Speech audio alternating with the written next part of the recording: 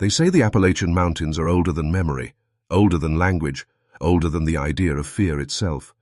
And if you stay long enough, if you listen closely enough, you begin to understand why some places were never meant to be named. I did not come to Chestnut Hill by accident. Men like me never do.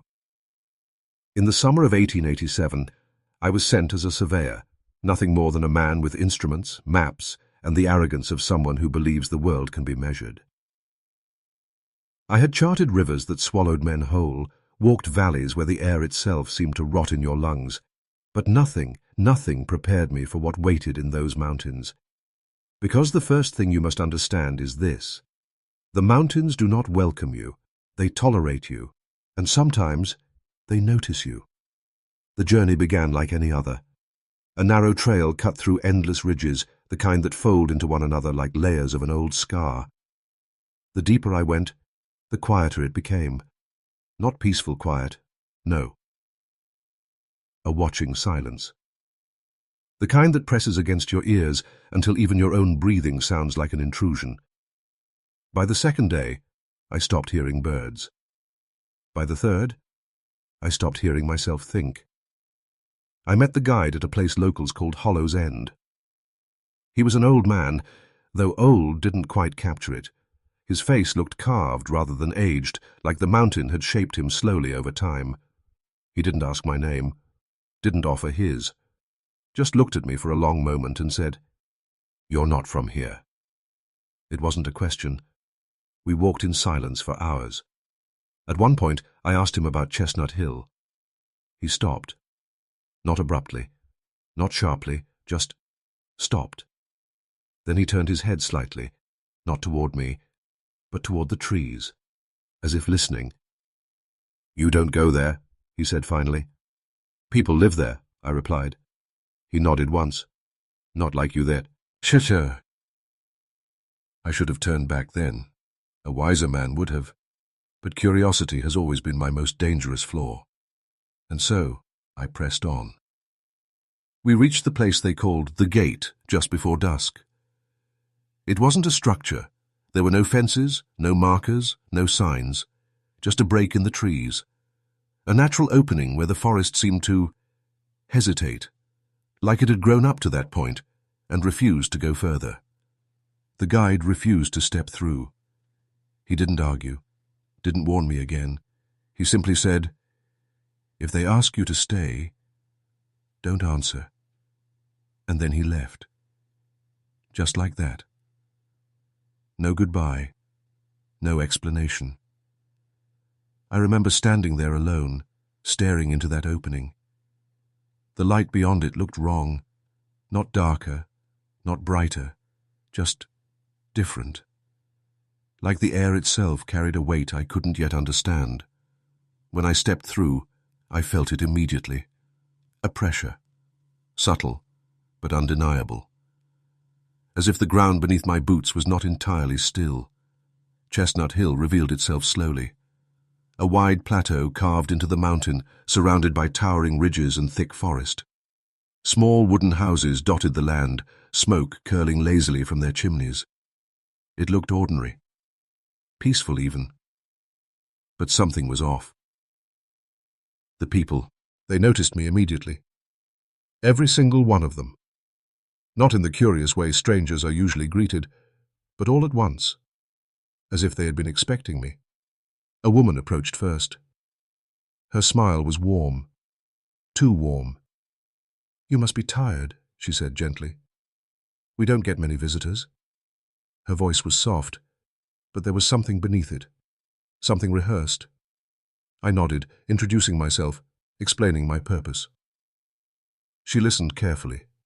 Too carefully, like every word mattered more than it should. "You're welcome here," she said, and then, after a pause, "You can stay as long as you need." It was a simple sentence, polite, ordinary. But the way she said stay, it didn't sound like hospitality. It sounded like a condition. That night, they gave me a place to sleep. A small cabin at the edge of the village. Clean, prepared, waiting. I remember lying in bed, staring at the ceiling, listening. At first, nothing. Then slowly, something. A sound. Deep. Rhythmic. Not from outside. From below. It was faint at first, easy to dismiss. But as the night grew darker, it grew louder, like something buried deep beneath the mountain was breathing. And with each slow, impossible inhale, the floor beneath me shifted, just slightly, just enough, to make me wonder, was I standing on land or on something alive? Before we go deeper, understand this. This story isn't for everyone. If you're still here, you're one of the few who can face what America buried. Subscribe now and tell me in the comments, what state are you listening from? And would you dare hear this story from your own backyard? Morning did not come gently. It arrived like something forced. I woke before dawn, not because I was rested, but because the silence had changed. It was no longer empty. It was listening. For a moment, I lay still, staring at the ceiling, unsure of what had pulled me from sleep. Then I felt it again. That same faint movement beneath the floor. Subtle. Slow. Almost patient. I told myself it was the mountain settling, wood shifting. Anything but what my mind was beginning to suggest. When I stepped outside, the air was colder than it should have been for summer. A thin mist clung low to the ground, weaving between the houses like something alive. The village was already awake, but no one spoke. They moved quietly, too quietly, men carrying tools, women tending fires, children standing close to doorways, watching, always watching. And then I realized something that made my chest tighten. No one was working together. They were all alone, even when standing only a few feet apart. The woman from yesterday approached me again. Same smile, same calm eyes. "You slept well?" she asked. I hesitated. Not particularly. Her smile didn't change. First nights can be difficult. There was something in the way she said it. Not apologetic, not sympathetic, knowing. "I heard something," I said carefully. "Last night." For the first time, her expression shifted, just slightly. "What kind of something?" I searched for the right words. "A sound, like movement, beneath the ground. Silence. Not just from her, from everything." It was as if the entire village had paused, just for a second. Then she smiled again. Brighter this time. Too bright. "The mountain makes noises," she said. "You'll get used to it. Get used to it." The words lingered longer than they should have. I decided not to press further. Not yet. Instead, I asked about the village. How long it had been here. Who settled it. Simple questions. But her answers were incomplete. "We've always been here. Always. No dates. No names. No history. Just that word. Always." As the day went on, I began to notice patterns. Small things at first, easy to overlook. No animals, not a single dog, no chickens, no livestock. For a settlement this remote, that made no sense. Then the children. They didn't play, didn't laugh, didn't run. They just stood, watching. One of them, a boy, maybe 7, was staring at me from across the clearing, unblinking. I raised a hand slightly, a friendly gesture. He didn't respond. Instead, he tilted his head, slowly, then whispered something. I couldn't hear the words, but I felt them, like a vibration in the air.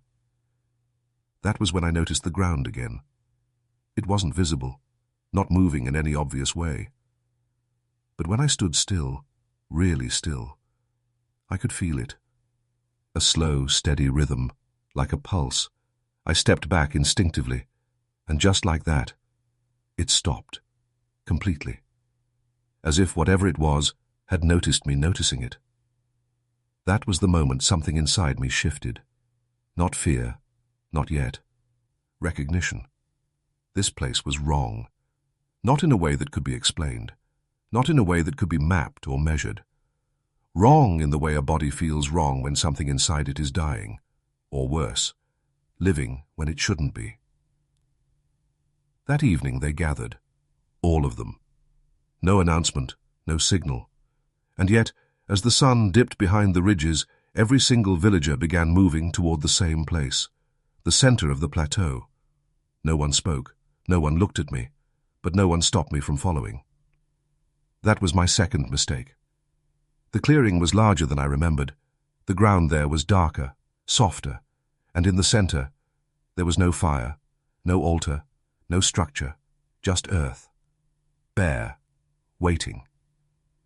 The villagers formed a circle around it, perfect, precise. And then, they stood still. Minutes passed, or maybe longer. Time felt different there.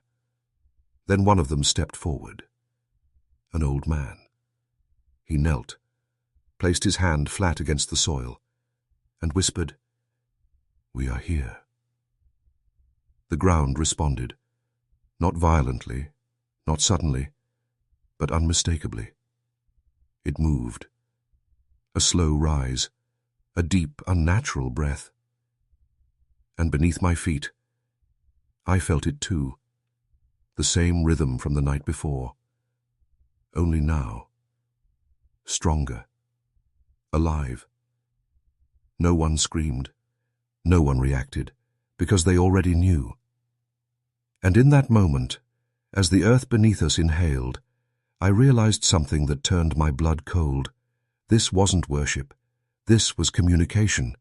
And whatever lay beneath that mountain was listening. No one spoke after the ground moved, not even a whisper. The old man slowly lifted his hand from the soil, as if he had just touched something sacred, or something dangerous. The earth beneath him settled again, still, silent. But the silence was no longer empty. It felt satisfied. The circle remained unbroken. Every villager stood exactly where they were, heads slightly lowered, eyes not on the ground, but somewhere deeper. And then, without warning, they all turned. At the same time, toward me. It wasn't sudden, not jerky, not unnatural. It was worse than that. It was perfect, as if they shared the same thought, the same signal, the same command. My throat went dry. No one smiled now. No warmth. No kindness. Only awareness. "You shouldn't have come here tonight." The voice came from behind me. The woman.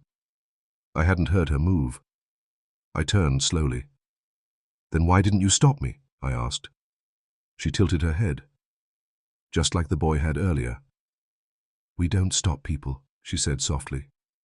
"We wait." Wait. For what? Her eyes held mine, and for the first time, I saw something real inside them. Not cruelty, not madness, fear. For the mountain to decide. My stomach tightened. "What does that mean?" She didn't answer. Instead, the old man stepped forward again. "This one has seen," he said, his voice thin but steady. A murmur passed through the circle, low, barely audible, like wind through dead leaves. "He felt it," another voice added. "He heard it," said another. I backed away slowly. "Enough of this," I said, trying to keep my voice steady. "I'm leaving in the morning."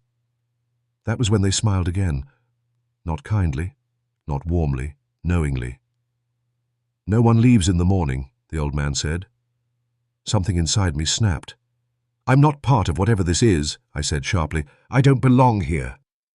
The woman stepped closer, so close I could feel the cold radiating from her skin. "No," she whispered. "You don't." And then she said the words that would haunt me for the rest of my life.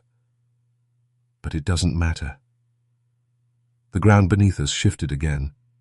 Stronger this time, a deep, slow inhale, and then a sound.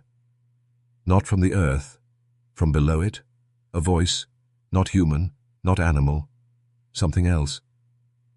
It wasn't heard with the ears. It was felt, inside the skull, behind the eyes. A low, endless murmur. And suddenly, images, flashes, darkness, roots, bones, so many bones, layer upon layer buried deep beneath the soil, not scattered, not random, arranged, deliberately, like offerings. I staggered back, gasping. "What is this?" I choked. No one answered, because they didn't need to. I already understood. "This place," I whispered. "This isn't a village." The old man nodded slowly. "It's a mouth." The words hit harder than any scream. "And you," I said, my voice trembling now, "you feed it." Silence. Then, yes. No shame, no hesitation, just truth. My mind raced. "This is insane. You're killing people." "No," the woman interrupted gently. "We give what is asked." "And if you don't?" I demanded. For a moment, just a moment, the entire village seemed to tighten. Then the old man spoke. "It takes anyway." A cold wave ran through me. "How many?" I whispered. No one answered. Because the answer was already beneath my feet. I looked down at the soil. Dark, soft, breathing. And for the first time, I felt something else. Not movement. Hunger. The ground shifted again. Slower this time. Deliberate. And then, a single word formed in my mind. Clear. Cold. Stay. I froze. The villagers didn't react, because they had heard it before. Many times. And now, so had I. The woman stepped back, her expression unreadable. "It knows you now," she said quietly. I shook my head. No. No. I'm leaving. Tonight. This time, they didn't stop me, didn't argue, didn't move. They simply stepped aside, opening a path, letting me go. And somehow, that was worse than if they had tried to keep me. Because deep down, I already knew.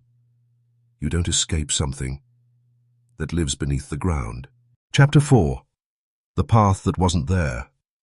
I didn't wait. The moment they stepped aside, I ran. No goodbye.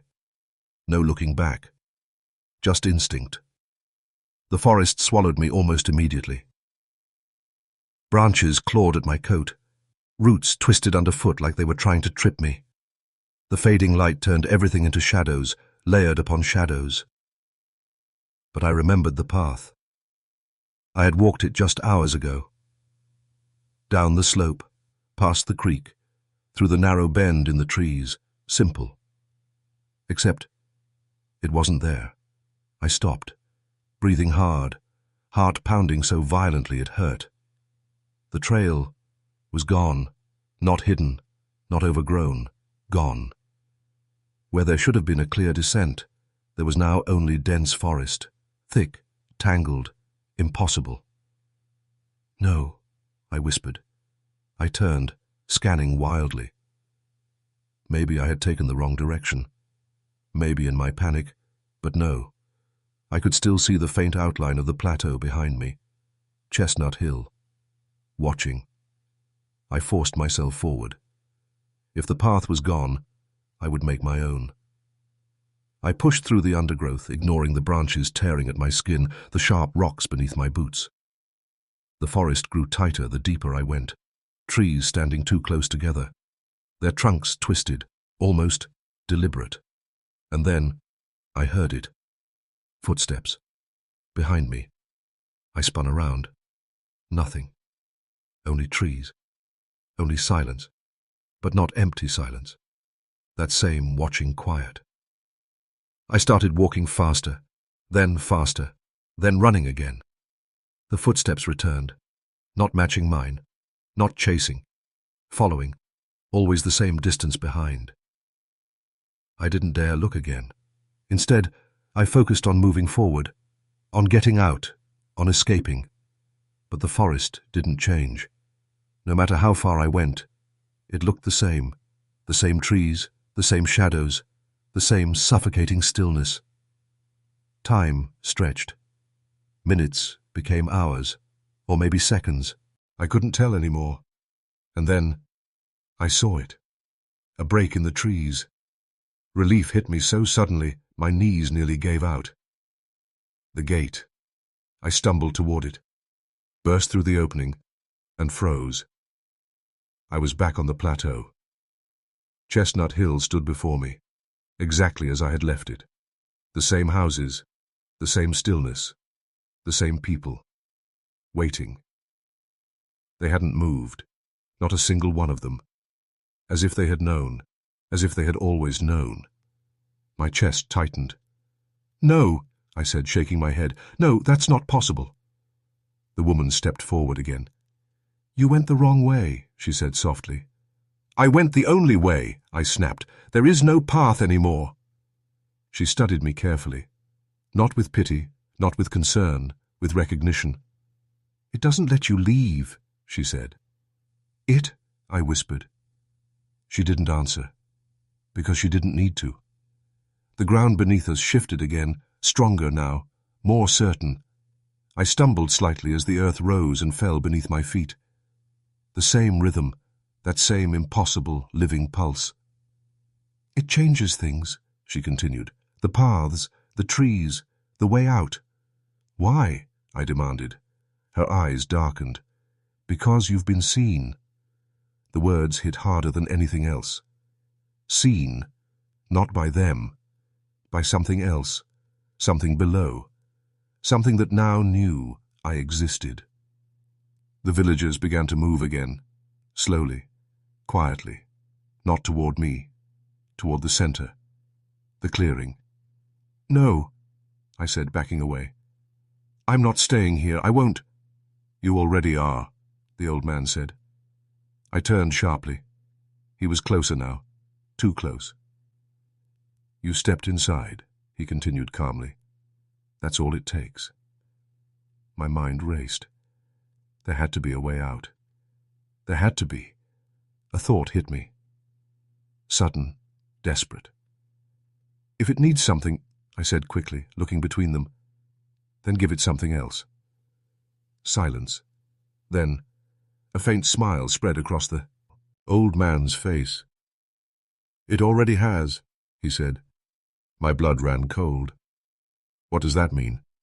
But deep down, I already knew. The footsteps, the presence, the feeling of being followed. It hadn't been the villagers. It had been something else. Something that had followed me from the moment I stepped into the forest. And now, the ground beneath me pulsed again. Slower, heavier, like a heart preparing to wake. The woman's voice came softly, almost gently. "Tonight," she said, and for the first time, there was no warmth left in her eyes. "Tonight, it chooses." Disclaimer. This story is fictional and created for entertainment purposes only. Any resemblance to real events is purely coincidental. Chapter 5. The Choosing. Night fell faster than it should have. One moment the sky was dim. The next, it was gone. No sunset, no fading light. Just darkness. Thick. Heavy. like something had pulled a curtain over the world. The villagers gathered again. No call, no signal. And yet, they all came. The clearing at the center of Chestnut Hill felt different now. Not quiet. Hungry. The soil beneath it was darker than before.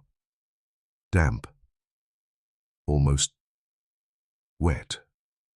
I stood at the edge, my body refusing to move closer. Every instinct screamed at me to run. But I already knew. There was nowhere left to run to. The woman stood beside me, closer than before. "You should stand with us," she said softly. I didn't look at her.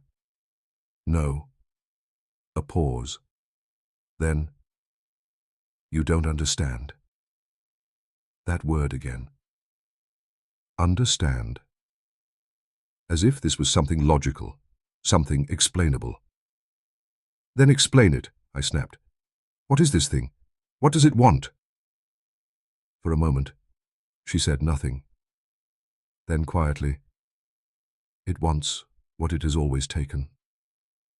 My chest tightened. "And what is that?" She turned her head slowly toward me. "Time." The word didn't make sense. "Time?" I repeated. She nodded. "Years, lives, generations." My stomach dropped. "It feeds on them." The ground shifted. A deep, slow inhale. And suddenly, I understood. This wasn't about bodies, not just bodies. This thing beneath the mountain, it consumed existence itself, memories, lives, time. Everything that made a person, a person. "And the village?" I whispered. Her expression didn't change. "We give it what it asks for. And if you don't?"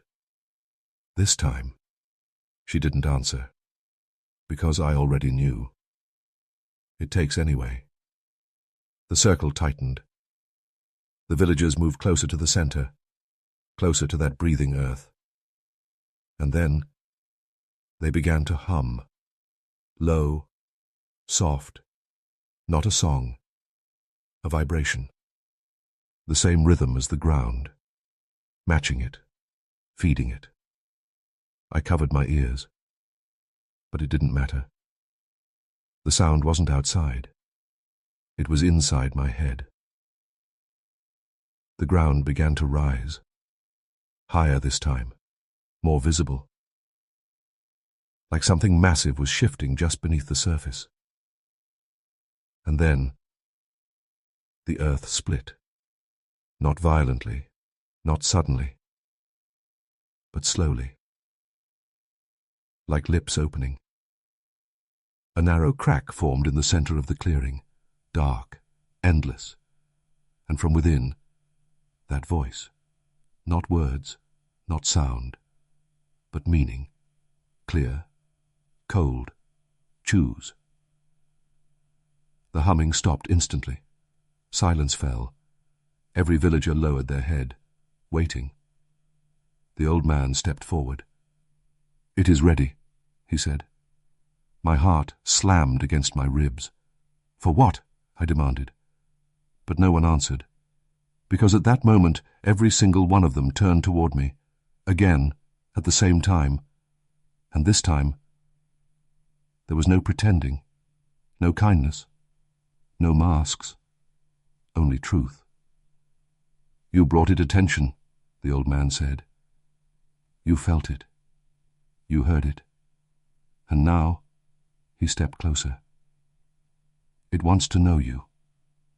Panic surged through me. "No," I said, backing away. "No, I'm not part of this." The ground pulsed violently. The crack widened, and something moved inside it, not visible, but present, watching, waiting. "It doesn't ask twice," the woman whispered. My mind raced. "There has to be another way," I said desperately. "Someone else." "There is no one else," she said. Silence. Then a small voice from behind the circle. I will go. Everything stopped, even the ground. The villagers parted slowly, and the boy stepped forward. The same boy who had been watching me earlier, unblinking, calm. No, I said immediately. No, he's just a child. He was chosen before you came, the old man said.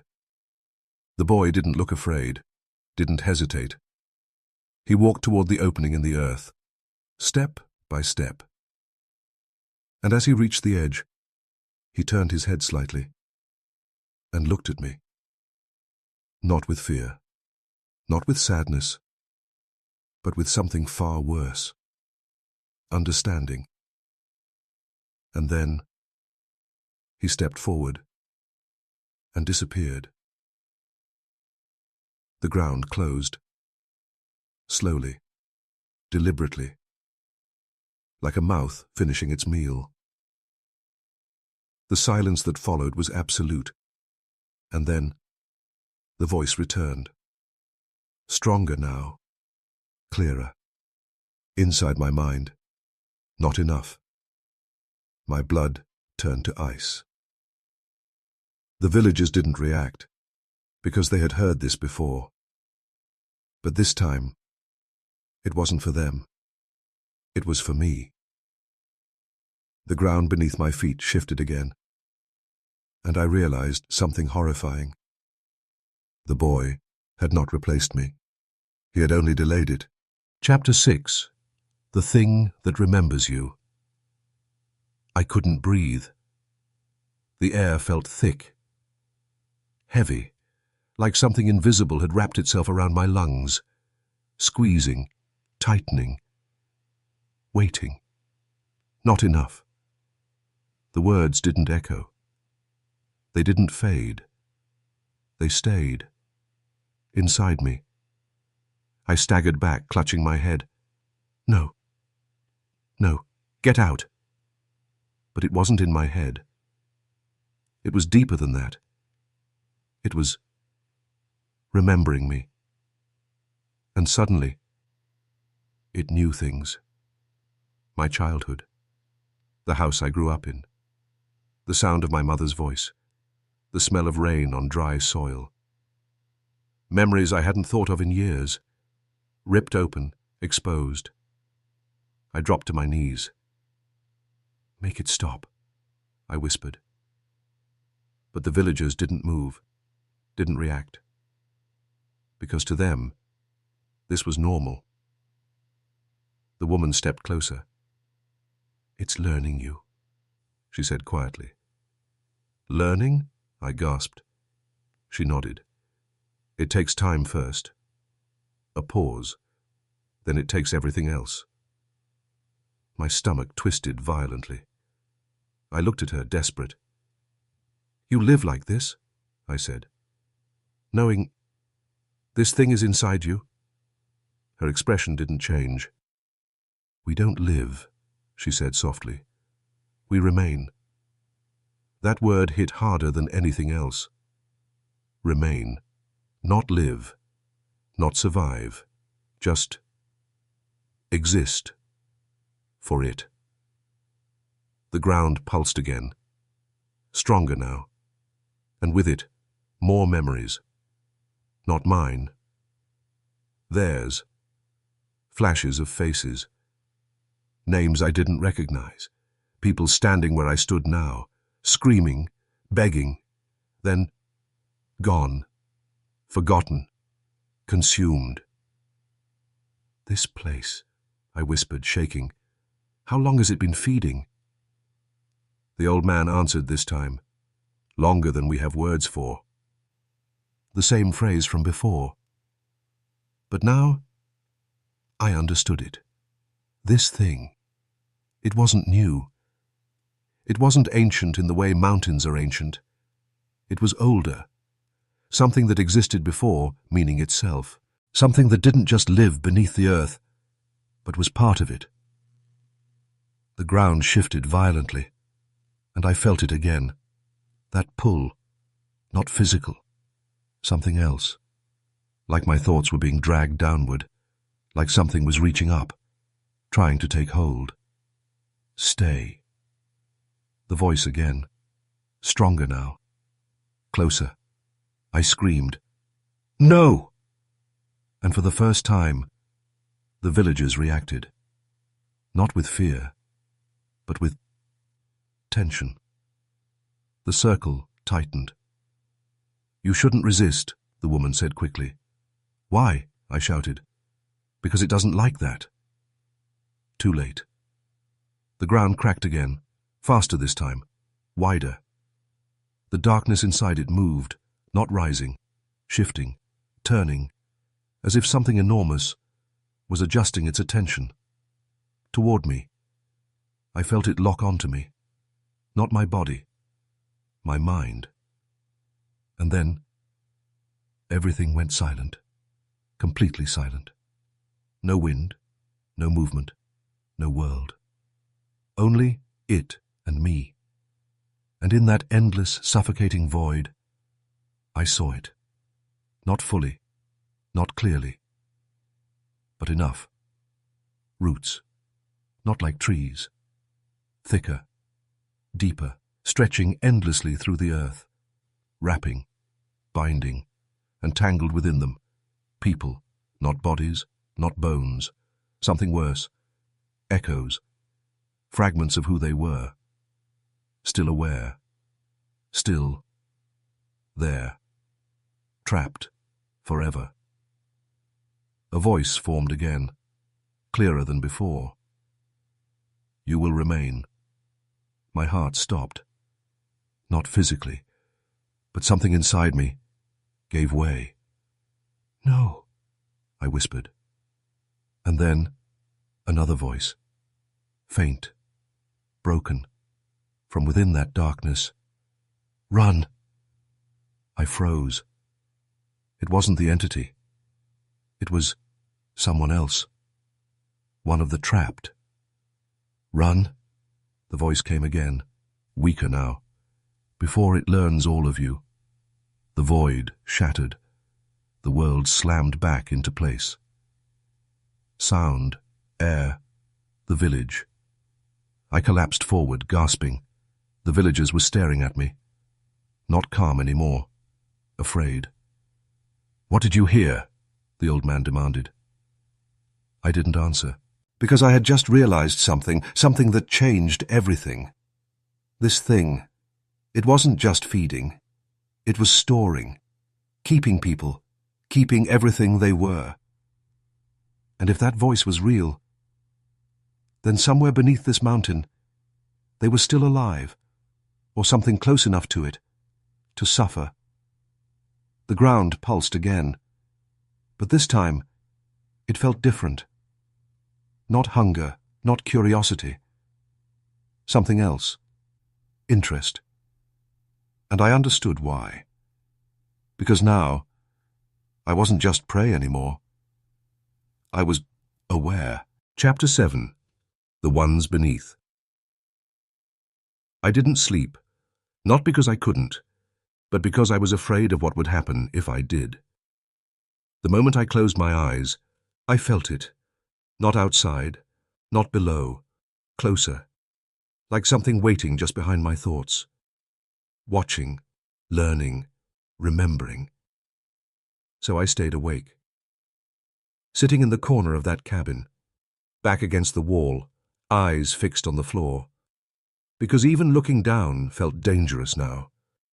Because I knew what was beneath it. And worse, what was still alive down there. The voice. That whisper. Run. It hadn't been the entity. It had been someone else. One of them, one of the taken. And that meant only one thing. They weren't gone. Not fully. Which meant this wasn't death. This was something worse. Morning came again, or something like it. The same unnatural light, the same heavy silence. But this time, the village felt different, tense. The people avoided me. Not openly, not obviously, but I could feel it. Their eyes lingered longer, their movements were sharper, and beneath it all, fear, not of me, of what I had become. The woman found me near the edge of the plateau. "You heard them," she said quietly. Not a question. I didn't deny it. "They're still there," I said, "aren't they?" Silence. Then, "Yes." My chest tightened. "How many?" She looked toward the ground. "All of us," she said. The words didn't make sense at first. "What?" She turned back to me, and for the first time, there was no mask, no calm, only truth. "We are already part of it." A cold wave ran through me. "You're standing here," I said. "You're alive." Her lips moved slightly, almost a smile. "No," she said softly. "We are what it lets remain above." My mind struggled to process it. "You mean you're already taken?" she finished. A pause. "Yes." The ground pulsed beneath us, slow, heavy, and suddenly I understood. This village wasn't feeding it. It had already been consumed, long ago. What remained were echoes, walking, talking, existing only because it allowed them to. "Why?" I whispered. "Why keep you?" She didn't answer immediately. Instead, she stepped closer and lowered her voice. "Because it needs us." "For what?" Her eyes locked onto mine. "To bring others." The truth hit like a blade. The guide, the path. The way the village welcomed me. They hadn't just accepted me. They had been waiting. For someone new. Someone fresh. Someone whole. "Your traps," I said. She didn't deny it. "We were like you once." The words were barely audible. "And now?" She looked away. "Now we remember what it wants us to remember." A chill ran down my spine. "And the rest?" Her voice broke, just slightly. "It keeps." The ground shifted again, stronger, and suddenly I heard them. Not one voice, many, layered, whispering, calling. Not words, not clearly, but enough to understand. Pain, endless, unchanging. "Help us." I staggered back. "No," I whispered. "They're still in there." "Yes," she said, "and they always will be."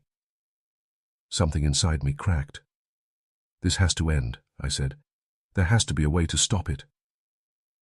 The woman looked at me, and for the first time, there was something new in her eyes.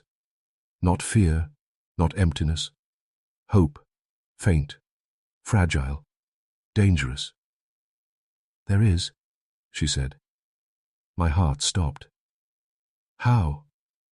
She hesitated, because whatever she was about to say, it mattered, more than anything else. "It cannot be fed," she whispered. The ground pulsed violently, as if it heard her, as if it understood. Her voice dropped even lower. "If it starves," a pause, "it weakens." "And then?" I pressed. She swallowed. "Then maybe it can be killed." Killed. The word felt impossible. How do you kill something that is part of the earth itself? The ground trembled again, harder now, angrier. And deep below, the voices screamed, not in pain, in warning. "It hears." I froze. The woman stepped back suddenly. Too late. The earth cracked open again, faster than before, wider, and from the darkness below, that presence surged upward, cold, ancient, aware. You remember too much. This time, the voice wasn't just in my head. It was everywhere. The sky, the ground, the air itself. And in that moment, I realized something terrifying. It wasn't just watching me anymore. It was deciding. Chapter 8. The Price of Knowing. The ground did not just move. It reacted, violently. The crack in the clearing tore open wider than before, splitting the earth like a wound that had been waiting centuries to bleed. And this time, it wasn't just breathing. It was rising, not physically, not in a form I could fully see. But I felt it, pressing upward, against reality itself. You remember too much. The voice wasn't inside me anymore. It was everywhere. In the air, in the soil, in the bones of the mountain itself. I fell back, my hands sinking into the dirt. Cold, wet, alive. The villagers dropped to their knees instantly, all of them. Heads lowered, bodies still. Submission. Only I remained standing. Only I remained resisting. And it noticed. The pressure intensified. Not on my body. On my mind. Memories surged again. But not like before. Not just being seen. Being taken. Ripped away. My childhood home. Gone. My mother's face. Blurring. My own name. Slipping. "No!" I shouted, clutching my head. "You don't get to take that!" The ground pulsed violently. "All things return." The words echoed through me like a verdict. Return. Not stolen. Not taken. Returned. As if everything I was already belonged to it. Something inside me snapped. Not fear. Anger. Raw. Desperate. "No," I whispered, forcing myself to stand. "You don't own me." The villagers stirred slightly. Not moving, but reacting. Because no one had said that before. No one had ever refused.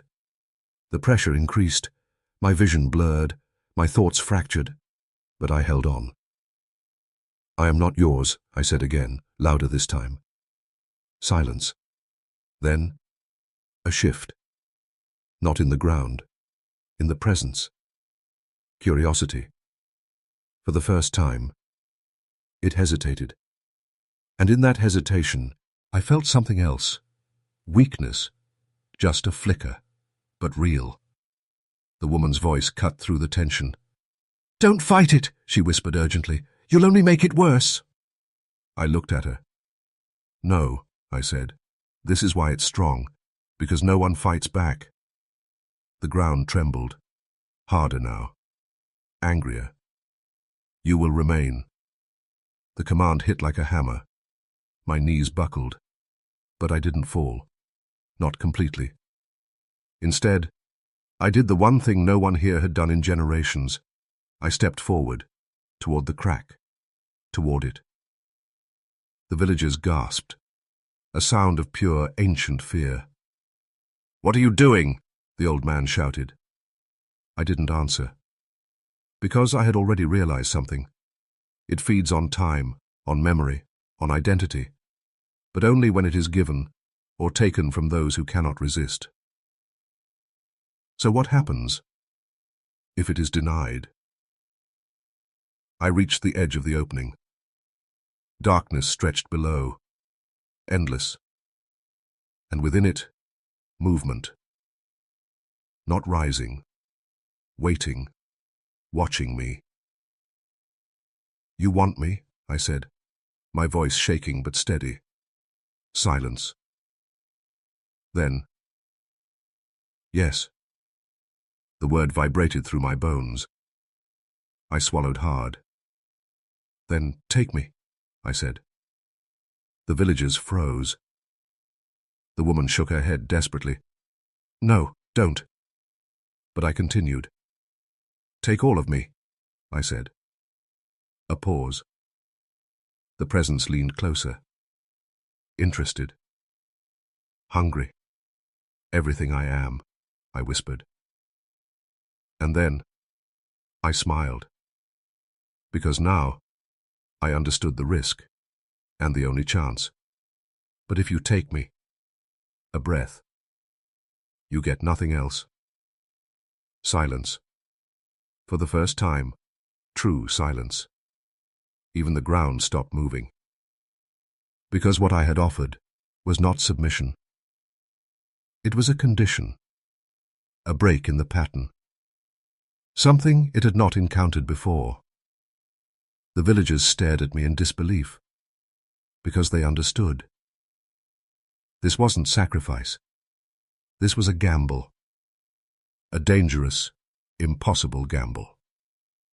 The presence shifted, slowly, thinking, and deep below, the voices stirred. Hope. Faint. Fragile. "Don't," one whispered weakly. But it was too late. I had already made my choice. The ground began to open wider. Slower this time. Deliberate. Accepting. "Come." I closed my eyes, took a step forward, and fell. Into the dark. Chapter 9. Where Time is Stored. Falling didn't feel like falling. There was no wind, no rush, no impact, just descent, endless. Like I wasn't moving through space, but through something else. Through memory, through time, through it. Darkness surrounded me, but it wasn't empty. It was full, too full. Whispers brushed past me like cold breath, fragments of voices, broken, layered. "Help, please. I don't remember." I shut my eyes tight. But it didn't matter, because I wasn't seeing with my eyes anymore. I was inside it now, and it was showing me everything. The descent slowed, then stopped. And suddenly, I was standing. On something that felt like ground, but softer. Not soil. Something else. Something that shifted slightly beneath my weight. I forced myself to look down, and immediately wished I hadn't. It wasn't dirt. It was layers. Thin, dark, compressed, like countless things had been pressed together over time. And as I looked closer, I saw shapes, hands, faces, not physical, not fully formed, but there, embedded, watching. I stumbled back. "What is this?" I whispered. The answer came instantly. What remains? The voice. Everywhere again. Closer now. Stronger. I turned slowly. And for the first time, I saw it. Not fully. Not completely. But enough. The roots. Endless. Thick as towers. Stretching in every direction. Twisting through the darkness like veins in a living body, and tangled within them, people, not bodies, not bones. Something worse. Selves, fragments of identity, memories, consciousness, suspended, where, trapped. I took a step back, horror flooding through me. "They're alive," I whispered. A pause. Then, "They remain." The same word, always the same. Remain. A movement caught my attention. One of the shapes shifted, pulled slightly free from the roots. And for a moment, it became clearer. A face. A man. His eyes locked onto mine. Wide. Desperate. "You came," he whispered. His voice wasn't sound. It was thought. I don't know how long it's been. Time didn't exist here. Or maybe it existed too much. Can you get out? I asked quickly. He laughed, a broken, hollow sound. No one gets out. The roots tightened slightly around him, and he flinched. But you're different, he said suddenly. I froze. Why? His gaze sharpened. Because it brought you whole. A chill ran through me. What does that mean? Before he could answer, the ground trembled. The roots shifted, and the presence grew stronger. Closer. You are not like the others. I clenched my fists. What do you want from me? I demanded. Silence. Then, continuity. The word echoed strangely. Continuity? I repeated. The roots pulsed, and suddenly, I saw it.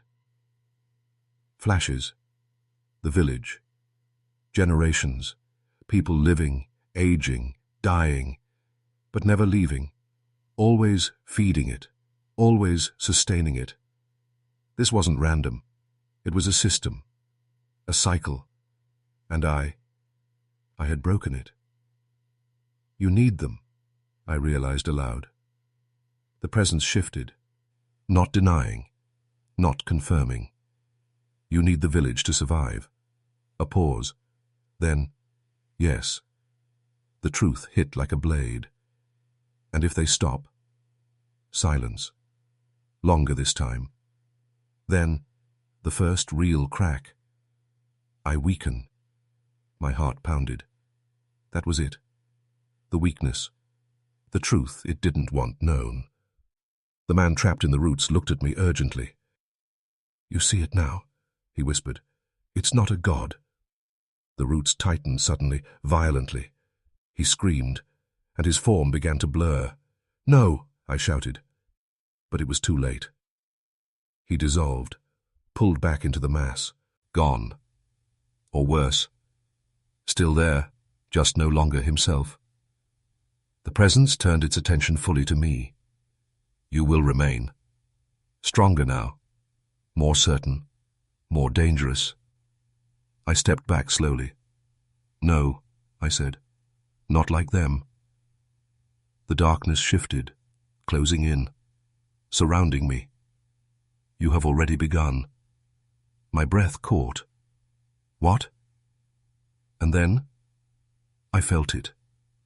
A pull. From within. My thoughts. Slipping.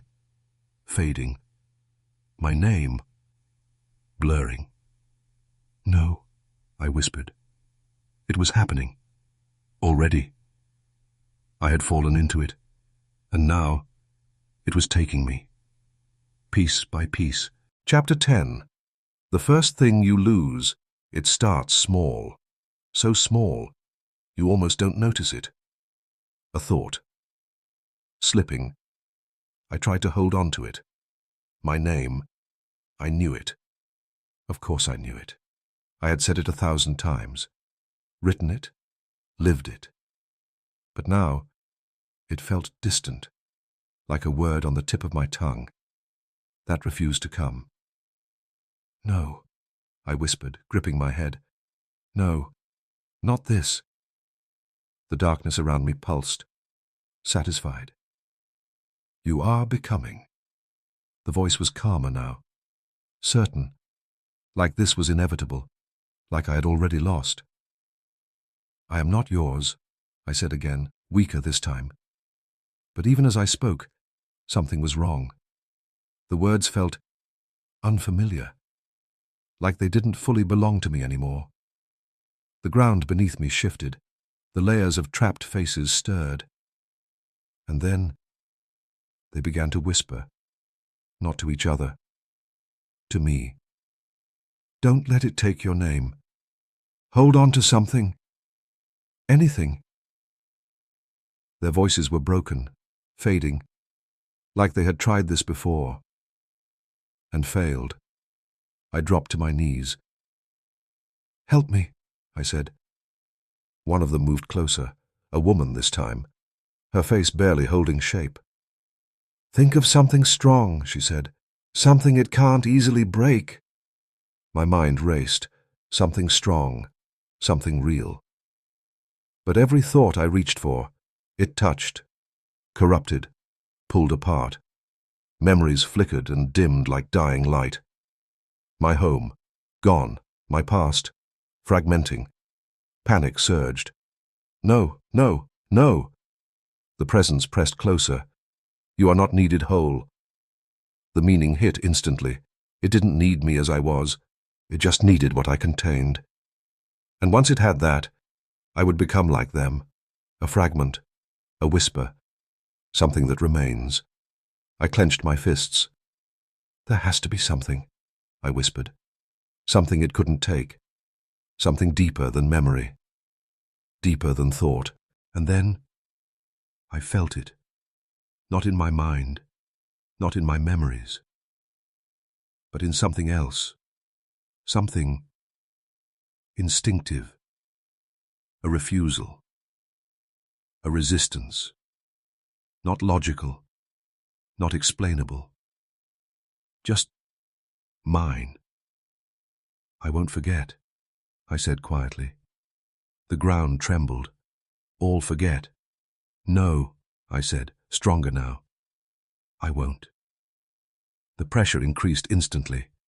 Violent. My thoughts shattered again, fragments tearing away. But that one thing, that refusal, stayed. Raw. Unbroken. I don't need my name, I said through gritted teeth. I don't need my past. The presence paused, confused. But I am still here. Silence. For the first time, true confusion. Because this wasn't how it worked. People fought to remember, to hold on. And in doing so, they gave it more to take. But I let it go. Not willingly, not peacefully, but strategically. You can take whatever you want, I said. My voice steady now. But you won't understand it. The darkness shifted, uncertain, because now it had something new, something it didn't know how to process. Not fear, not memory, not identity, but defiance. And defiance could not be consumed the same way. The whispers around me grew louder. Hope, for the first time. You're hurting it, someone said. The ground trembled again. Not steady anymore. Unstable. And then the voice changed. No longer calm. No longer certain. You will break. I smiled. Weak. Shaking. But real. Maybe, I said. A breath. But not the way you want. The roots shifted violently. The darkness surged, trying to take more, to overwhelm, to consume. But something had changed. The pattern was broken, and deep below, the trapped voices rose, not in pain, in resistance. For the first time in who knows how long, they were pushing back. Because now, they had something they hadn't had before. A crack. And I realized something dangerous, something powerful. This thing wasn't invincible. It was just hungry. And like anything that feeds, it could be starved. Did you know, in the Appalachian Mountains, there are hundreds of real locations known as hollers, deep, isolated valleys where communities lived cut off from the outside world for generations. According to research from the Appalachian Regional Commission and anthropological studies, many of these settlements were so remote that some families had little to no contact with modern society well into the 20th century. In the 1800s, travel between these areas could take days, and during winter, entire communities became completely isolated. This extreme isolation led to tightly bonded groups, but also deep suspicion of outsiders. Historians have documented cases where strangers entering such communities were either turned away or never fully trusted again. Because of this, Appalachian folklore became filled with stories of places you shouldn't go, hidden settlements, and warnings about things living deep in the mountains. While there is no official record of a village like Chestnut Hill, the idea of a forgotten, isolated community hiding something dark is not fiction. It's rooted in reality. Chapter 11. Starving the Mountain. The change was immediate, subtle, but undeniable. The ground no longer pulsed in perfect rhythm. It stuttered, like a heart, missing beats. The darkness around me shifted uneasily. For the first time, it wasn't in control. The whispers grew louder, not broken, not fading, stronger. "They feel it," one voice said. "It's weakening," another followed. The presence reacted instantly, violently. The roots tightened, twisting around the trapped forms, squeezing, punishing. The voices screamed, not in fear, in pain. And suddenly I understood. It was trying to reassert control, trying to remind them who owned them. "Stop!" I shouted. The word echoed strangely in that endless dark, and for a moment, everything froze. Because I had done something unexpected again, I had commanded it. The presence turned toward me, slowly, dangerously. "You do not command." Its voice was no longer calm. It was strained. "Good." "Maybe not," I said, forcing myself to stand. "But you're not as strong as you think." The ground trembled harder. Anger, real anger. "You need them," I continued. "You need their time, their memories, their lives." The roots pulsed violently. But I didn't stop. And if they stop giving, they cannot. The interruption was immediate, sharp, desperate. And that was the moment I knew. I was right. I turned toward the trapped figures. "They can," I said loudly. "You can." The whispers faltered, uncertain. "It feeds because you let it," I continued, "because you think you have no choice." The roots tightened again. Warning. Punishment. But something had already changed. One of the voices spoke up. "How?" A single word. Weak, but powerful. Hope. I took a step forward. "You stop giving it what it wants," I said. Silence. Then, "It takes," another voice whispered. "It always takes." "Yes," I said, "but only what you hold on to." Understanding began to ripple through them. The same realization I had. It feeds on memory, on identity, on self. "So what happens if there's nothing left to take?" "You let go," I said. The words felt heavy, dangerous. "Let go of everything it uses against you." The presence reacted instantly. The entire space shook violently. "No." The word wasn't spoken. It was forced, like reality itself rejecting the idea. "You're afraid," I said quietly. Silence. Then, a crack. Tiny, but real. The ground beneath me shifted unevenly. The perfect rhythm was gone now, replaced by chaos. The voices grew stronger. "If we let go," one said. "It can't take," another followed. "Yes," I said. "It can't control what it doesn't understand." The roots began to thrash. Not in control anymore, in reaction, in fear. "You will lose yourselves." The warning echoed through everything. But now, it sounded different.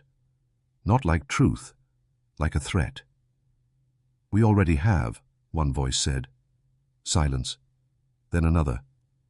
"But maybe we can choose how." The shift was happening. Slow, but unstoppable. For the first time in generations, they weren't obeying. They were deciding. The presence surged forward, darkness closing in, trying to overwhelm, trying to crush the rebellion before it could grow. But it was too late. The first one let go. I felt it. Not physically, something deeper, a release. And suddenly, the roots around them loosened, just slightly, but enough. The presence recoiled, not in anger this time, in shock. Because something impossible had just happened. It had lost control. "Again," I said urgently, "all of you, do it." More voices followed, more releases, more breaks. And with each one, the darkness weakened, the roots trembled. The structure of this place cracked. The presence roared, not a sound. A force, violent, ancient. "You will remain." But now, it sounded desperate, and I realized something crucial. This thing didn't just fear starvation, it feared choice. Because choice meant unpredictability, and unpredictability meant it could lose. The ground began to collapse. No, it outward, inward. The entire system destabilizing. And for the first time since I fell into this place, I felt something I hadn't felt before. Not fear, not anger, but possibility. Because now, we weren't just surviving, we were breaking it. Chapter 12. When the roots break. It began with a sound. Not a scream, not a roar, a crack, deep, ancient, like something that had not moved in centuries, finally breaking. The roots shuddered, not in rhythm, not in control, but violently, uncoordinated, like a body losing command of its own limbs. "It's happening," a voice whispered. The trapped forms shifted. Not slightly, freely, for the first time. The roots that had held them loosened. Some snapped entirely, and where they broke, darkness leaked out, thick, heavy, like something inside them had been contained, and was now spilling into the open. The ground beneath me collapsed slightly. I staggered, barely keeping my balance. "What is this?" I shouted. No one answered, because no one had ever seen this before. Not like this. The presence surged, not controlled anymore. Desperate. "Stop." The command shook everything. But this time, it didn't work, because the voices didn't obey. "We choose," one said. The roots tightened again, but weaker. Too late. Another broke. Then another. Each one snapping like tension finally released. The entire structure began to unravel. And with it, the illusion. The darkness shifted violently. And for the first time, I saw it. Not as roots, not as ground, but as something else. Something vast. Something wrong. It wasn't a creature. Not in any way the human mind could fully understand. It was a network, a system, an intelligence spread through matter itself. The roots weren't limbs. They were extensions of something buried far deeper. And as they broke, that deeper thing began to rise. The space around me distorted. Not visually, fundamentally, like reality was bending under pressure. The presence focused entirely on me. You. The word wasn't spoken. It was targeted. I felt it slam into my mind, trying to crush, to erase, to end this. I dropped to one knee, but I didn't break, not this time. "You needed them," I said through gritted teeth. The darkness surged violently. "You needed control." The roots thrashed wildly now, unstable, breaking faster. "You needed them to obey." "They are mine." The response came instantly, furious. No, I said. I stood again. They never were. Silence. A crack. Not in the ground. In it. Something fundamental. Something deep. And then it revealed itself. Not fully. Never fully. But enough. A shape formed in the darkness. Not solid. Not fixed. Shifting, expanding, collapsing in on itself. Like something too large for reality to contain. And within it, countless faces. Not separate, merged, layered, endless. All watching, all aware, all trapped. This wasn't just a creature. It was everything it had ever consumed. Still there. Still conscious. Still part of it. And now, breaking free. The voices rose. Not whispers anymore. A chorus. We are not yours. The ground shook violently. The form twisted, unstable, damaged. Because for the first time, it was losing what it had taken. The presence lashed out. The roots surged toward me, faster than before, more aggressive, trying to end this, trying to end me. I didn't move. I couldn't. But I didn't need to, because before they reached me, they stopped. Mid-motion, frozen, held back by something else. The others, the trapped. No, the resisting. They had taken hold of it from the inside. You're not alone anymore, a voice said beside me. I turned. One of them stood there. Not fully solid, but clearer than before, freer, and behind him more, dozens, hundreds, breaking loose. The presence recoiled, not in anger, in fear, real fear, because now it wasn't just being starved, it was being torn apart, piece by piece, from within.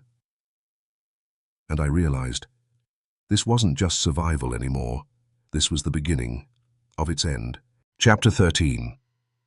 The collapse of the hollow. It started above, not below, not in the roots, but in the village itself. The moment the first root snapped free, something shifted on the surface. The sky darkened, not like night, like something was draining the light itself. The plateau trembled, houses creaked, wood groaned, and then they appeared, the villagers, but not as I had seen them before. Not whole, not human.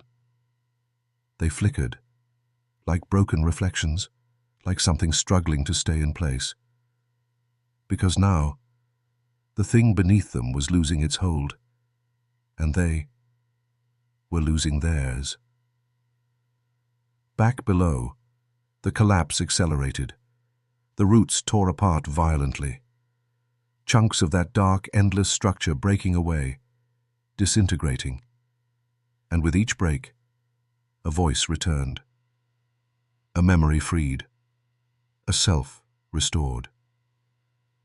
They're coming back, someone whispered. I turned. More figures stood now. Clearer, stronger. No longer fragments. People. Real people. For the first time in generations. But it came at a cost. The entire space began to destabilize. Cracks spread through the darkness. Not physical cracks, conceptual ones. Like the place itself could no longer exist. The presence roared, not in words, in force. A violent surge of pressure slammed into everything, trying to hold itself together, trying to stop this. But it was too late. You're losing them, I said. My voice steady now. Certain. They're not yours anymore. The response came instantly, furious. They are part of me. No, I said. They were taken. Silence. A fracture. Deep. And then, something unexpected happened. The presence, changed. Not weakened, not broken. Something else. It began to pull inward, desperately, like something trying to save itself. The roots recoiled, wrapping tighter around what remained, trying to preserve something, anything. "It's collapsing in on itself," one of the freed voices said. "Why?" I asked. A pause. Then, "To survive." The realization hit instantly. This thing wasn't dying. Not yet. It was retreating, condensing, trying to become smaller, stronger, harder to destroy. "No," I whispered. It wasn't over. Not even close. The freed voices felt it too. "It's trying to remain," one said. That word again. Remain. Always remain. "Then we don't let it," I said. The ground shook violently. The entire space began collapsing faster now. Chunks of darkness falling away into nothing. The roots snapping, unraveling. The system breaking apart. But at the center, something remained.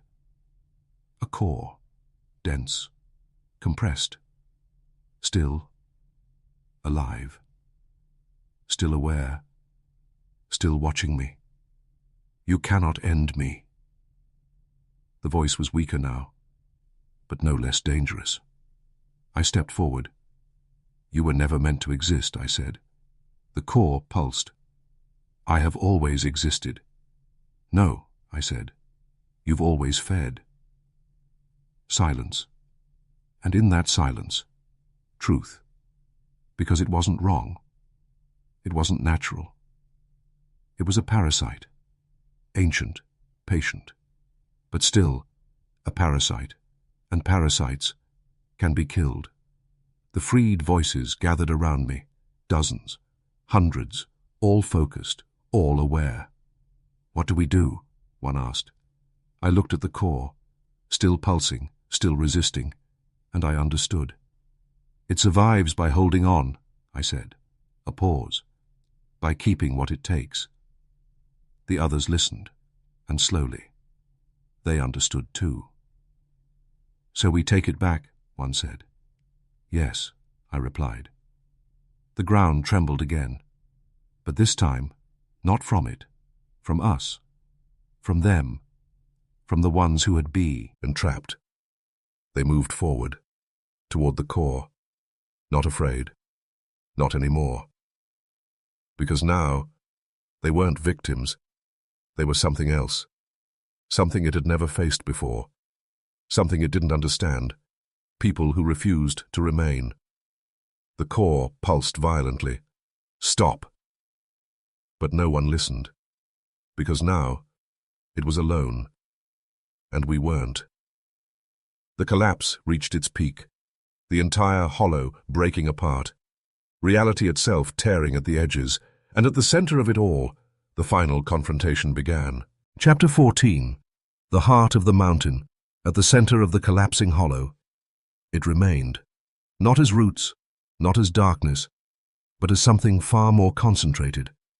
A core, dense, pulsing, alive. The space around it twisted violently, reality bending as if it could no longer tamel its presence. And yet, it endured. "You cannot unmake me." Its voice was weaker now, but still vast, still ancient, still dangerous.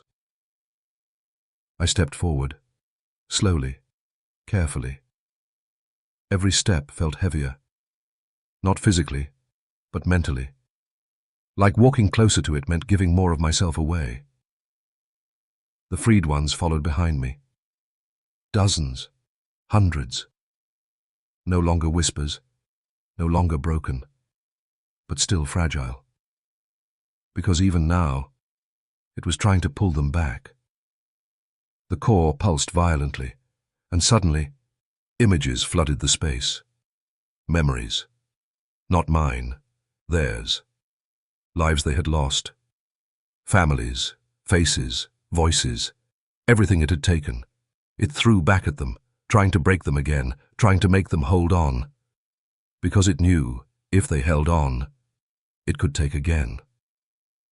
One of them cried out, "My daughter!" Another fell to their knees. "I remember."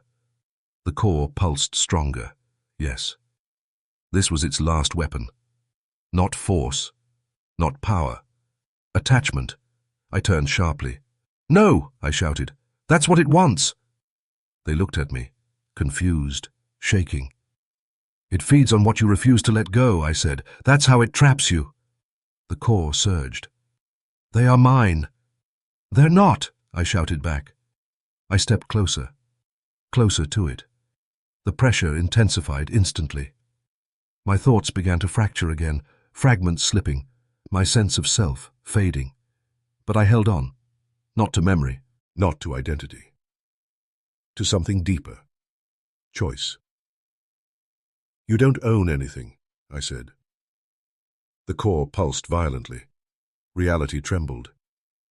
"I am the foundation." "No," I said. "You're a system." Silence. A crack. Because that word, system, stripped away its illusion. "You exist because something feeds you," I continued. The core shrank slightly. Instinct. Defense. "And if that stops?" A pause. "You end." The space shook violently. The presence surged forward, trying to overwhelm, trying to consume me entirely. But this time, I wasn't alone. The freed ones stepped forward, together, and one by one, they began to let go. Not of pain, not of memory, of ownership. "This is not mine anymore. My past is not yours. I choose to release it." The core reacted instantly, violently. It pulsed erratically, shrinking, expanding, losing structure. Because now, what it fed on was being taken away, not stolen, released. And it didn't know how to stop that. The pressure on me weakened. Slightly. But enough. I stepped closer, now just feet away from it, and for the first time, I could feel it clearly. Not as a god, not as something infinite, but as something terrified. "You're afraid," I said quietly. The core trembled. "I remain. Not for long." I reached out, my hands shaking. Not from fear. From what I was about to do. Because I understood now, to end it, something had to be given, but not in the way it expected, not as feeding, as disruption. "I'll give you something," I said. The core stilled, listening, hungry, but not what you want. And then, I let go. Not of memory, not of self, but of resistance, of fear, of everything it used to define me. I gave it. Nothing it could consume, and everything it couldn't understand. The core pulsed once. Then, it faltered. For the first time, it had nothing to take, nothing to process, nothing to become stronger from, only emptiness. And that was something it could not survive. The space shattered, the core cracked. Light, real light, pierced through the darkness for the first time, and the presence, for the first time in its existence, screamed. Not in power. In ending. Chapter 15. The silence. After, the scream didn't echo. It collapsed. Like everything else. The moment the core cracked, the world unraveled. Not violently, but completely. The darkness folded in on itself. The roots disintegrated. The trapped voices fell silent, not in pain, not in fear, in release. I felt the ground vanish beneath me, and then light, real light, blinding, warm. For the first time since I had entered Chestnut Hill, I felt the sun. I opened my eyes slowly. The plateau. I was back. The same open land, the same ridges, the same sky. But something was different. The air felt lighter, not empty, free. The pressure that had been there since the moment I arrived, gone, completely gone. I pushed myself up slowly. My body ached. My mind felt hollow. Not empty. Just quieter. Too quiet. I looked around. The village, or what was left of it. The houses still stood, but barely. Some had collapsed entirely. Others leaned at impossible angles, like structures that had lost the thing holding them together. The people. They were there, but not the same. They stood scattered across the plateau, confused, disoriented, looking around like they had just woken from a dream they couldn't fully remember. One man stumbled forward. "Where?" he whispered. Another fell to their knees. I don't... Memories. Gone. Or broken. Because what had been taken had not returned fully. Only pieces. Only enough to exist. The woman stood a few feet away from me, the same one, but different. Her eyes no longer held that strange calm. Now, they held something else. Uncertainty. She looked at me, and for a long moment said nothing. Then quietly, "Is it over?" I wanted to say yes. I wanted to believe it. But something inside me hesitated. I looked down at the ground. Still. Silent. No movement. No pulse. Nothing. And yet, it didn't feel empty. It felt resting. I shook the thought away. "It's gone," I said finally. The words felt strange. Heavy, like I wasn't entirely sure they were true. The villagers began to move slowly, some crying, some silent, some simply standing, trying to understand a world they no longer remembered. Because for them, time had been taken. And now, it was gone. Not returned. Lost. Forever. The woman stepped closer. "What happens now?" she asked. I didn't answer immediately, because the truth was, I didn't know. How do you rebuild a life when you don't remember living it? How do you move forward when most of your past is missing? "You start again," I said finally. She nodded slowly, as if the idea itself felt unfamiliar. "Will it come back?" she asked. That question, that one question, stayed with me. I looked out at the mountains, ancient, unmoving, unchanged.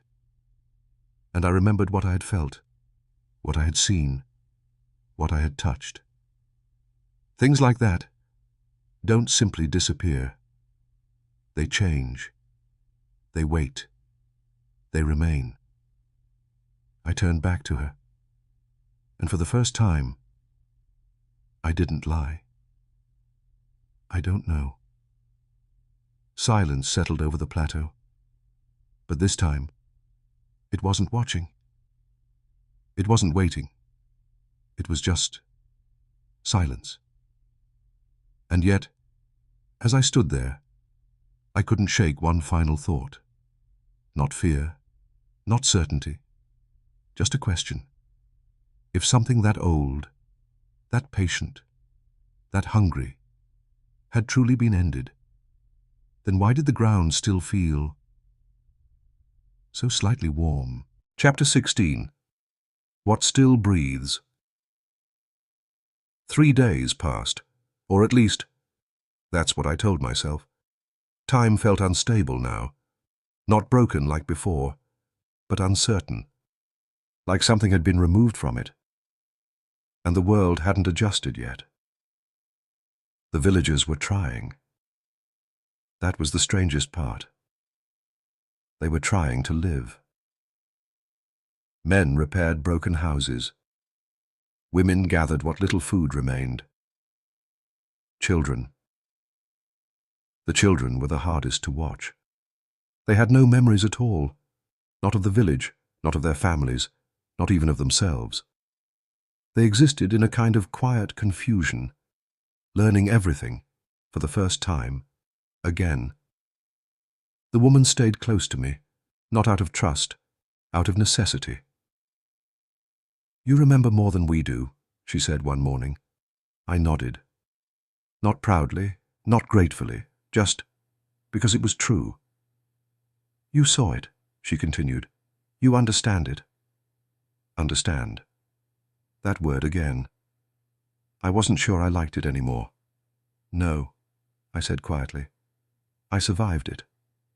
And even that didn't feel entirely accurate. Because something about me had changed, subtly, deeply, in ways I couldn't explain. The first sign came that night. I woke suddenly. No sound, no movement, just a feeling that something was wrong. The air was still, too still. I sat up slowly, and that's when I felt it. Not movement, not a pulse, but something else, a presence, faint, deep below. I froze. "No," I whispered. It couldn't be. It was gone. I had seen it break. I had felt it end. And yet, there it was. Not strong, not awake, but there, like a heartbeat. That hadn't fully stopped. I stepped outside. The night was quiet, the village asleep, the mountains looming in silence. And beneath it all, that faint, impossible sensation. Something still breathing. I moved toward the center of the plateau, slowly, carefully. The ground looked normal, dry, still. But when I stood there, perfectly still, I felt it again. Faint, weak, but real. A slow, uneven pulse. My chest tightened. "No," I said again. Behind me, a voice. "You feel it too." I turned. The woman, her face pale, her eyes wide. "How long?" I asked. She hesitated. "Since last night." A cold wave ran through me. It hadn't ended, not completely. It had only changed. "We broke it," she said quickly. "We saw it break." "Yes," I said slowly. "We broke what we could see." Silence. The truth settled between us. Heavy, dangerous. "What does that mean?" she whispered. I looked down at the ground, at the place where it had once opened. "It means," I paused, because saying it made it real. "It means we didn't kill it." The pulse beneath us shifted slightly, almost reacting. "We hurt it," I continued. "We weakened it." "And now?" she asked.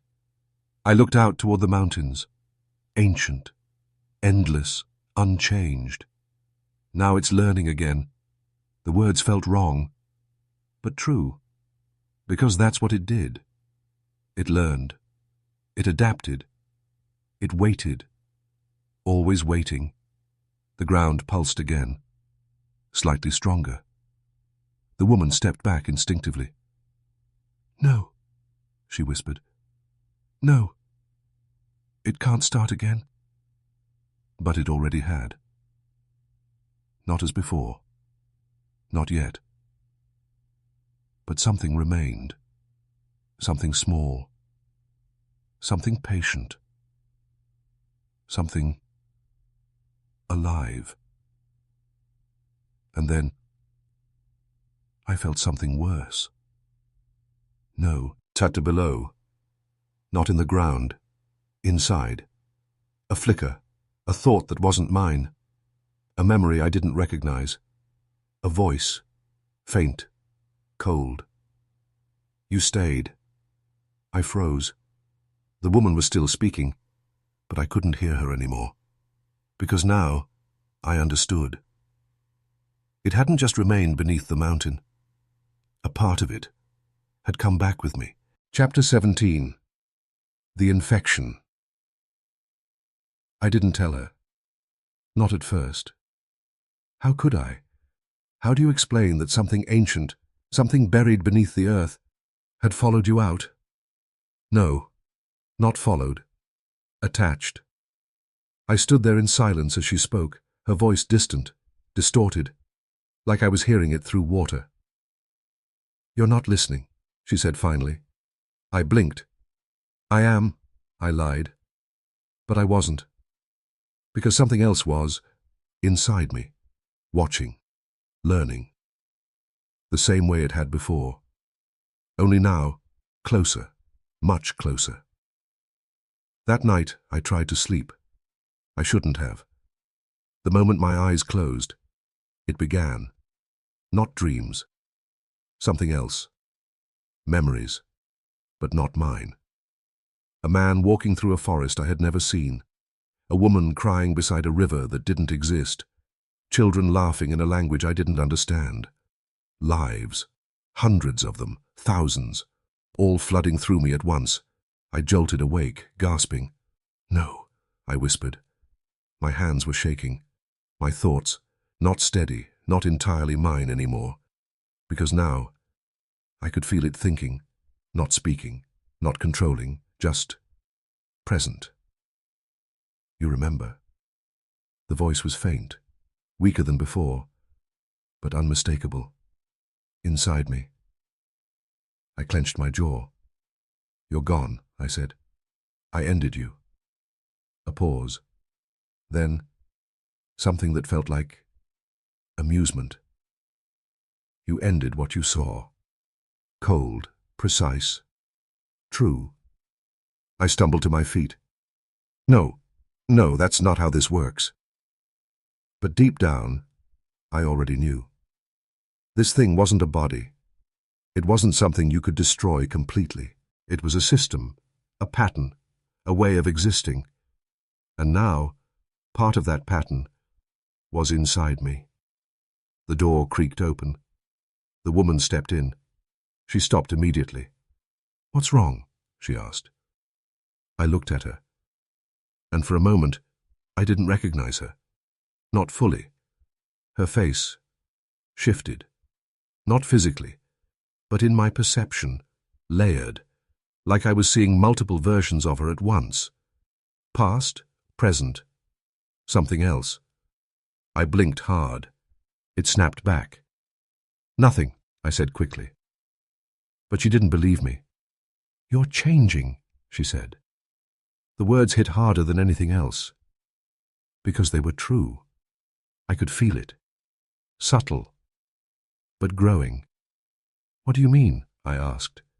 She hesitated. Your voice? She said. It doesn't sound the same. Silence. Then, and your eyes. My chest tightened. What about them? She didn't answer immediately, because whatever she saw, she didn't want to say it out loud. They look like you're listening to something, she said finally. A cold chill ran through me. Because I was. Always now. I turned away. It's nothing, I said. But even as I said it, I felt it again. Stronger now.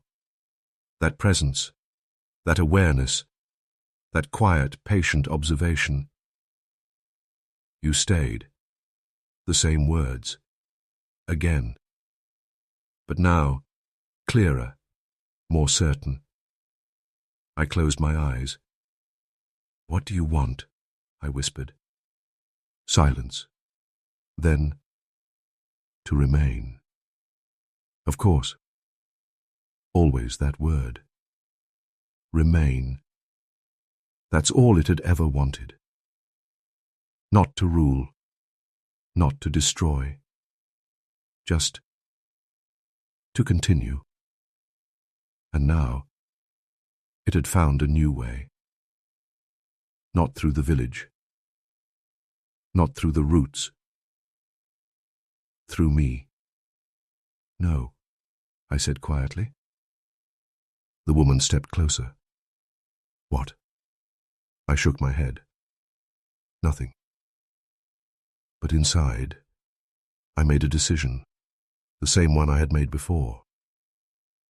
If it wanted to remain, then I would make sure it couldn't. Not here, not through me, because this time, I wasn't just fighting for my elf. I was fighting for everyone it would try to take next. And I understood something now. Something terrifying. The mountain didn't need to breathe anymore. Because now, I did. Chapter 18, The Last Choice. I didn't tell anyone, not the villagers, not the woman, because some truths don't save people, they destroy them. For 2 days, I watched. I listened. Not to the mountains, to myself, and to it. It was growing, slowly, carefully, learning how to exist inside me, not forcing, not taking, waiting. Because now, it didn't need to rush. It had time. And that was always what it wanted. Time. The third night, I made my decision. I walked alone. Back to the center of the plateau, the same place, where it had once opened, where it had once breathed. The ground was still, silent, but I could feel it. Not below anymore. Inside, a faint pulse, matching my own heartbeat. You're still here, I said quietly. Silence. Then, you are. The answer was immediate, calm, certain. I closed my eyes. You can't grow here, I said. Not again. A pause. Then, something colder than anything I had felt before. I already have. My breath caught. Because it was true. It wasn't beneath the mountain anymore. It was within me. And through me, it could spread. Not through roots, not through soil, through people, through memory, through connection, something worse than before, something that didn't need a place, something that could go anywhere. No, I whispered. This wasn't survival. This was evolution. And I had helped it. I had given it a new form, a new way to remain. The realization hit like a blade. There was only one way to stop it. The same way this had always worked. Something had to be given. But this time, I chose what?